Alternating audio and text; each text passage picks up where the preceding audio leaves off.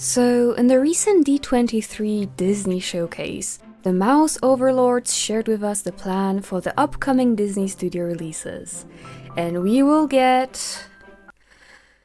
Mufasa live action, Snow White live action, Lilo and Stitch live action, Moana 2, Zootopia 2, Frozen 3, Toy Story 5, Incredibles 3. And 2 original projects. This dystopian showcase got me thinking about one series that, despite coming out over a decade ago, still holds a special place in my heart. A series that managed to do what Disney has been failing at repeatedly.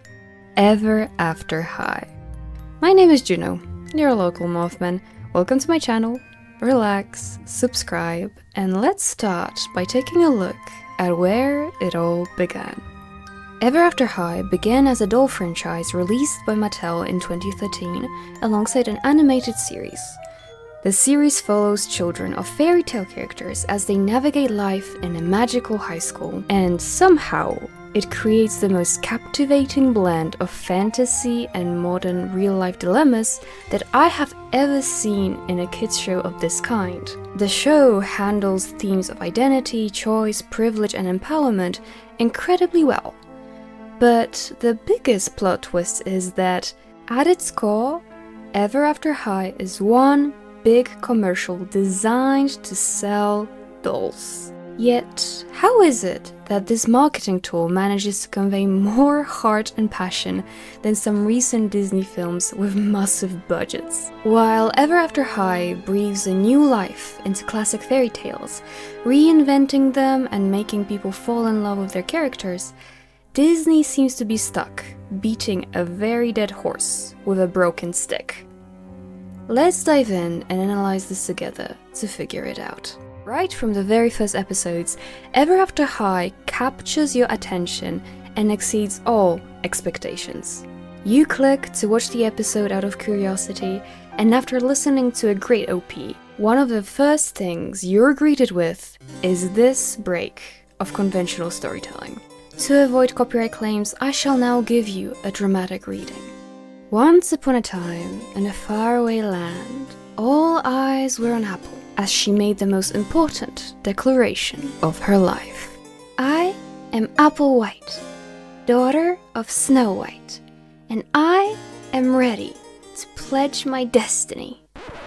Of course, you start with Apple, always playing favorites. You see, what Ever After High did so incredibly well is that it understood its audience, medium, and audience perfectly. Because here we have an intro that not only sets up the world, the stakes, and one of the main characters, but also the style of storytelling. Since Ever After High at first was a series of mini episodes released on the internet, the way the story got to be told was pretty original, and the writing team took full advantage of that. This is the first episode. We haven't even been introduced to the main conflict between the characters yet, and here we are seeing the narrators, where in most stories there usually is one, and it's a tool, arguing in a way that sets up the royal versus rebel conflict before the audience even knows it's a thing. Ever After High writers took the fairy tale narrator and made them into a character, or rather, 3 characters. Characters that besides narration have one more role. They're there to connect the audience to the story. Think about it. Many kids probably heard these original fairy tales being told to them by their parents or teachers. These narrator characters reflect that experience, but the writers go even beyond that. In the next episode, which actually is the same introductory episode, just shown from the perspective of Raven Queen, they do something really cool. I'm sorry, who's telling this story? If you don't... Would you two stop fighting? This is Maddie, the daughter of the Mad Hatter from Alice in Wonderland. This is what I meant when I said that the writers understood everything about this show. They understand the character of the Mad Hatter enough to utilize Maddie in a great way throughout the story. They understand that their audience are little girls, so by making Maddie, a character in the show, able to interact with the narrators, the stand-ins for real-life guardians, they pull in the viewer into the reality of the show. And later, when the narrator's daughter Brooke is introduced, that aspect is elevated, since Brooke functions as the audience's stand-in, fulfilling their wishes. The people who made this show also understood the medium of Ever After High and found many creative ways to tell their story, despite it being a commercial. In visual media, especially film and animation, prioritizing visual storytelling is crucial, especially if you only have 2 minutes to deliver a point. Here the artists had to make sure that the designs fit both narrative-wise and also functioned as doll designs. And then the writers had to interpret those designs and make an entire episode around it. There's a new doll line coming out? Well, the characters need to have some reason to dress up, so let's give them a fun little quest. We're selling accessories? Well, the characters are having a tea party, or they just got gifts from their parents. And the characters aren't just gorgeous to look at, they also have surprising depth. It would have been so easy to make the characters much less interesting. Not necessarily bad, just bland. Yet, throughout the myriad of short 2-minute-long episodes, we get to explore the world and the cast of characters extensively. But you might say, Juno, when you have such an intriguing concept like children or fairy tale characters, it would be impossible to mess up a setup like that, right? Well, thankfully, they didn't. They used the characters' fairy tale backgrounds to talk about some very relevant and relatable things. When I say Ever After High reinvented fairy tales, I mean it. Fairy tales were always meant as stories that help kids understand the world around them better. However, it's no longer the 19th century. And while yes, these legends do still have universal appeal, without any modernization, they lose the impact they could have had. But that's not an issue with Ever After High. I promise you, if you watch the show, there will be characters and storylines that you can relate to. Like Maddie Hatter, who I mentioned before. It would have been very easy to just make her a crazy, random girl that's there exclusively for comic relief. But instead, her arc is about balancing her uniqueness and love of fun with the responsibilities of growing up. Then there's Briar Beauty, the daughter of Princess Aurora, the Sleeping Beauty. And they could have gone the easy route and just made her an EP girl. But instead, Briar is introduced to us as a fun-loving party girl that jumps out of windows and is always planning something. Which is a reversal of audience expectations, which is great. But there is a reason why she is that way. A later plotline revolves around her fear of following in her mother's footsteps and falling asleep for 100 years, which explains her adrenaline junkie behavior as she tries to make the most of the time she has left with her friends. Blondylocks is also a very interesting character that deals with insecurity as she doesn't feel like a good enough royal since she doesn't come from an established line of monarchy. Also, there's this one episode where Blondylocks, who's like the school journalist, is asked by Principal Grimm to go around proving school legends to be true to influence people to sign the Book of Destiny. Once again, I was watching the show and I was reminded how good the writing is, because this show was released in like 2013-14 and it still feels relevant to this day. Then there's also Cerise Wolf, who inspired wolf girls around the globe, sure. Then there's Cerise Wolf, who inspired wolf girls around the globe to stand up and live life to the fullest. Thank you for your service, Cerise. There's many more characters that I absolutely adore. There's Cedar Wood, Pinocchio's daughter that cannot lie. There's Daring Charming, a male character that goes through a character arc you usually see with mean girl characters. There's Baba Yaga, representation of Slavic fairy tales in my Western media? No way! I could go on and on, but before we move to the final part of this deep dive where I talk about the two main characters and their themes and the arguably most important reason why Ever After High worked, we need to talk about the elephant in the room. Because if you were previously unaware of what Ever After High was, and you're a Disney fan, You might be watching this video thinking, wait, a school for kids of fairy tale characters? And there are two groups? And the daughter of the evil queen has purple hair? Okay, let's talk about Descendants. Disney Descendants is a completely original movie franchise that began development in late 2013 and totally wasn't created after someone at Disney saw the success of Mattel's web series. Now, this video isn't about how the Descendants movies are trash, because they aren't. This video is about how Disney remakes are trash, but we'll get to that. I will be ignoring some glaring issues with the writing and only judge Descendants on how well they deliver on their premise. So, I've been gushing over the original ideas that Ever After is infused with, as well as the character writing and good messages. How are the Descendants looking on that front? Well, it's not terrible. Let's start from the good things. The relationship between Mal and her boyfriend Ben, while suffering from Disney channelism, is genuinely cute at times. Mal's need for her mother's approval, her struggles with feeling like she isn't worthy of love because of her mom, and the message from the first movie of outgrowing toxic parents is some really good writing. The music is incredible, and Uma and Hook exist. There is clear passion from the costume designers, actors, writers, and that's why audiences love these movies. The first movie was good, if a bit bland, the second one was amazing, for no reason, but the third movie, the entire thing falls flat. And then it falls some more. You might even say that Descendants descend with the latest two movies. Oh, and we'll get to the fourth movie, don't you worry. Right now, I want to cover what I think is the most glaring issue with the original Descendants.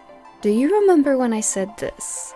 When you have such an intriguing concept like children of fairy tale characters, it would be impossible to mess up a setup like that, right? Well, turns out you can, if you just refuse to do anything interesting with it. The first movie, and especially the third movie, suffer because they played it so incredibly safe. Playing it safe, when it comes to such an interesting concept, should be a crime.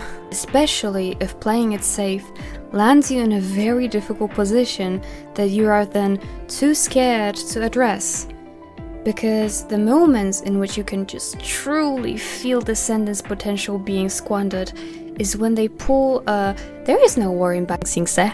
Because what I think happened is that Disney saw the idea of two rival camps, thought it was great, mimicked it, didn't care enough to ask themselves why the premise worked in the first place, and then didn't think too much about the implications. You know, the implications of having the goodies lock up the villains and their innocent families in what is essentially a slum which humanitarian state is to be questioned. What if some kind of disease broke out? Or a fire? Guys, I think there's a name for this. I think there's a name for moving a bunch of people out of their homes to create a good, pure society. It's really infuriating in a funny way to watch Disney almost understand how fucked up this setup is. They almost get it with Uma's character. They almost let the main characters realize and take action. But I think Disney knew what kind of message that would send. And I think that they got a bit scared. Suddenly, being a rebel would no longer mean buying Disney Rebel merch line or having a dark color scheme. It would mean challenging the status quo and fighting for your rights. And then they played it safe and they fixed it in a third movie with a dance break. Let's forget about the 20 years of imprisonment, guys. So here we have it. Descendants couldn't deliver well on its premise because Disney is scared to write something interesting that could potentially make them less money. Well, I think there's another issue with Descendants outside of the bland writing that people overlook. Descendants misidentifies its conflict. They keep pushing this good versus evil, heroes versus villains idea, because that's what the original fairy tales and Disney movies were about. When in reality, because of their own writing choices, because they ripped off, allegedly, Ever After High's premise, the main conflict is the same as in Ever After High. The conflict lies in privilege. When Raven Queen steps up to sign the Book of Destiny and sees her future, the future that was predetermined for her because of her mother, she sees herself being rejected, humiliated, arrested, and then left homeless after she tries to poison Applewhite. Which makes sense. After all, that's what is supposed to happen in these fairy tales, right?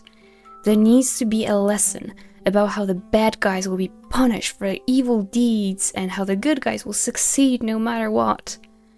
But Raven doesn't want that destiny. She wants to be a good person. Despite her upbringing and her mother, she wants to live a good, honest life, surrounded by her friends. So, she refuses to sign the book. And then, she gets called selfish. God, this is why I love this series so much. Everything about the first 2 seasons and their handling of Destiny and Raven's arc is great. Here we have Destiny, usually a magical force that rewards the heroes, being used as an allegory for privilege and high expectations. Destiny in Ever After High is a cruel master. It hurts the characters whose destiny it is to be evil, but it also hurts the characters who are meant to have good endings. Briar will lose everything she cares about. Apple is running herself ragged, people-pleasing so that her mother would approve of her. Ashley and Ella won't get to be with Hunter. It sucks for everyone, yet there still is privilege in getting a good ending, in getting the comfy, happy life. I think the message this sends to the young girls watching is a really good one. It's one of true empowerment. Raven Queen isn't a girl boss showing all of these stupid royals that she can bend the rules and do whatever she wants. She's an empathetic, kind girl that doesn't want to hurt anyone and wants to live her life. I think what really illustrates this is the episode where Raven is tricked into thinking that her not signing the book will cause suffering to her friends. She cares so much that she is willing to sign the book and forego a happy future for her friends. And the royals also aren't just a mean girl clique. They are simply a bunch of kids that were promised and told all their life that something great awaits them, regardless if they want it or not. This is why I use the word reinvent when talking about Ever After High's approach to their material. The fairy tale structure and themes are still there, but they are used to do something new, to tell a different story. A story that kids living in the 21st century can relate to. I bet so many kids related to Raven, the same way I did. Raven's storyline in the first season hit close to home. Those scenes where people around her are bemoaning her life choices like, have you thought about us and our feelings about your future after everything we've done for you, was really interesting for me to see. Ultimately, the main conflict of Ever After High is why the show is so captivating. Stories about those that question authority versus those that are comfortable with the status quo are always relevant, because in real life, we can see that disparity every day. A lot of people, especially younger ones, are really tired with the way the world functions. Okay, then who would be comfortable with the status quo? God, I wonder what big company that would be. My father, who's one of those rare marketing people that actually has a soul, told me that in their space, there's a saying that people don't actually want new things. They just want to be reminded of old things. I believe that Disney holds that sentiment a bit too close to heart. When I was writing this script, I was thinking of how I can prove that to you guys, and then Disney gave me a gift in the form of their new Descendants. The newest Descendants movie, The Rise of Red, is a perfect example of Disney purposefully fumbling the bag. It's a revival that not only isn't interested in doing anything creative at all, but also doesn't care anymore about concealing, in my opinion, allegedly, theft of Ever After High's concepts. But you know what? That. Not only are they, in my opinion, it was revealed to me in a dream, plagiarizing, they are also reusing their own material. Oh, audiences liked Uma and Harry together? Let's give them literally the same thing, but slightly different. Oh, audiences liked this song? Let's put it in this movie too. People enjoyed Maude's arc regarding her mommy issues? Well, let's have the same arc, just dumber and less deep. God, this is exhausting. This movie represents everything wrong with modern Disney. It's not even that they are not letting franchises die. Done well, I think these movies could be good. I would even say that giving a modern angle to some of the Disney classics could have been a very interesting idea. But instead of new ideas and new concepts and new takes, what we get are muted color palettes, cheap-looking costumes, and the new industry standard of underpaying the people that work on the movies. I don't think there would be such an outrage if Disney actually had something interesting to say, if they made these remakes out of passion for these stories and visual storytelling as a whole. But no, they don't care, and they don't want to do anything new. Before the remake era truly started, before it became a fatiguing, boring mess, there was creativity in these movies. The first Maleficent movie, for example, was it good? No, but it was a beautiful movie. It was crafted with care. I don't know what happened between Cinderella, Alice in Wonderland, and Maleficent, and the rest of the remakes, but I don't like it. I've read that there's a speculation that they simplified the costume designs so that manufacturing wearable costumes and dolls would be cheaper, and I hate this. I hate this new era of blandness and predictability for sake of profit. And I'm not the only one. The difference between fans begging Disney to stop ruining their favorite media versus Ever After High fans hoping for a revival is really stark and highlights the difference in cultural impact. The Ever After High fandom is still alive. It's been years since the series was put on hiatus, and people still care and are invested in these characters. I mean, I for sure am still invested. Look at me making this video. Ever After High inspired me to be an artist. It showed me that what character design could be.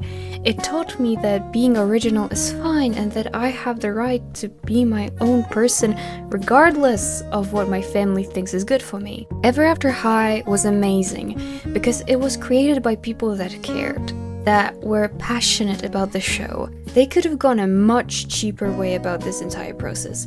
If they created a less elaborate and interesting story, I bet the dolls would have still sold well. If they didn't have a meta-narrator, if they didn't talk about prejudice, and if they made Applewhite just a stuck-up princess and Raven Queen just a rebellious girl, there still would be parents that would have bought these toys for their kids. Obviously, Ever After isn't the most amazing thing ever created. It is an ad campaign in the end. It's made for kids, it can be cringe and predictable at times, and the quality of the show declined sharply after Mattel replaced the entire writing team. But it still was superior in every way to Descendants and all of the new Disney remakes. Because ultimately Disney fails because they want to fail. Because they do not care about what they're pumping out. They don't care about the quality of their movies, about how their unwillingness to change is ruining their legacy.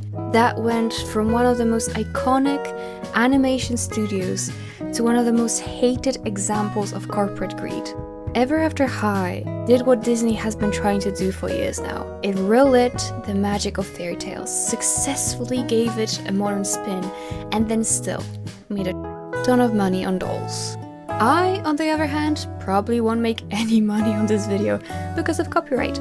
So if you would like to support me, please subscribe, or you can join my Patreon for $1.50. Next week's video will be about an underrated cryptid I recently discovered. And until then, you can watch this video, which I worked really hard on. I'll see you guys next week. Bye bye!